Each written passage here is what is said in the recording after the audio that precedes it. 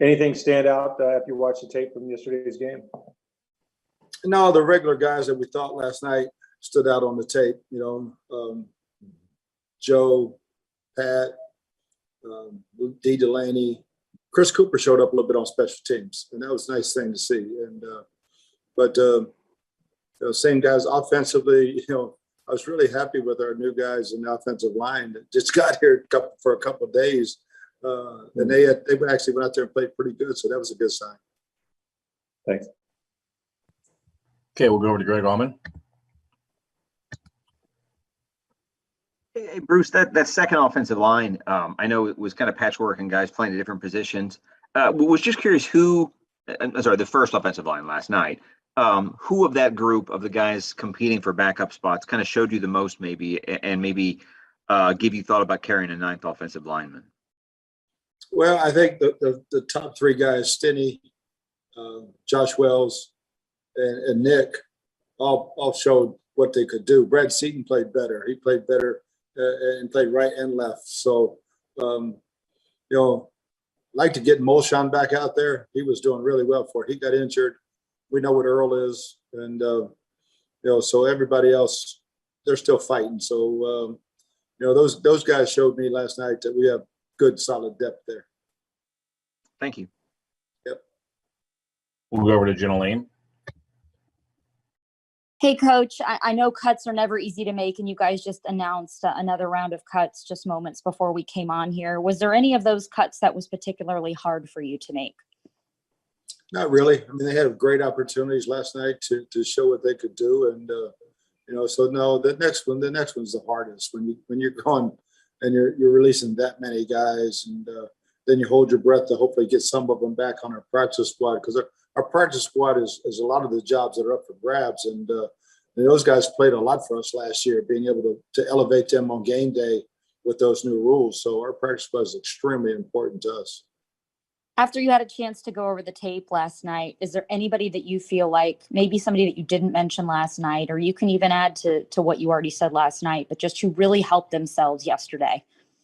Yeah, Chris Cooper did a little bit on special teams, and everybody else was pretty much what I thought they were. And so it really wasn't a big surprise from what I saw last night. Thanks. We'll go to Scott Reynolds. Hey, Bruce, what does this say about a guy like Nick Leverett, who was a guard in college, to have to play left tackle 1 week and then be your emergency center and go wire to wire the next week?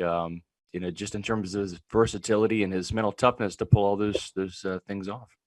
Yeah, I mean, it's a great thing to be that position flexible if you want to, especially if you want to get a dress on Sunday. And Nick's shown us the one thing about Nick, he's a tremendous effort player, very smart player. So, yeah, if you could play 5 positions, I mean, you got a great chance to dress on Sundays. And Bruce, we're inching closer to September. How far along are you in your coaches, and even maybe the starters with your Cowboys prep? And do the coaches do any advanced game prep during this time for maybe the Falcons in week 2, given the new coaching staff and schemes there, or would that come later? And we did it all in the spring. That's work you do in May.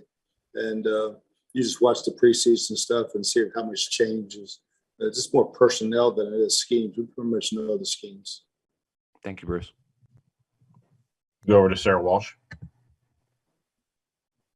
Hey, Bruce, just given that you're going into your final preseason game, what changes for you guys this week out there, be it schedule-wise, the mentality? What changes now?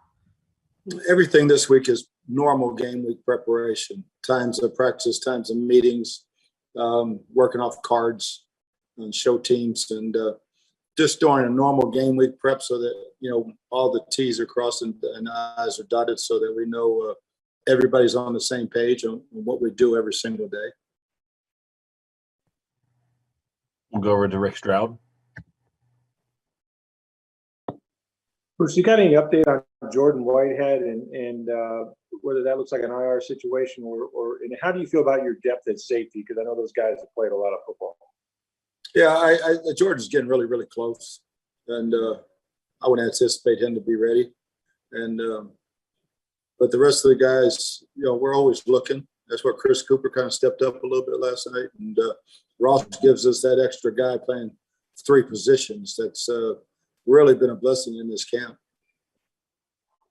And really, I mean, we always say this, right? It comes down to special teams, whether you keep, the 6th receiver, 5th line. I mean, that's kind of how it's going to determine it, right? It really is. I mean, and there's some good battles, some battles that are going to go into next week. And like I told Jen, the battles for this practice squad are getting really rough.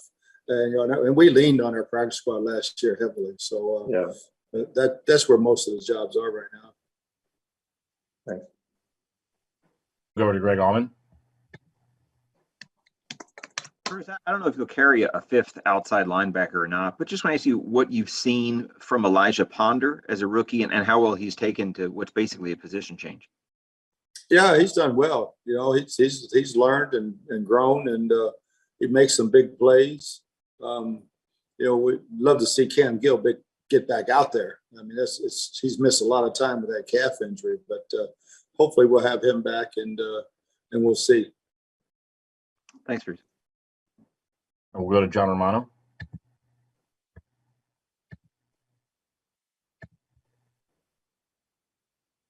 Oh, John.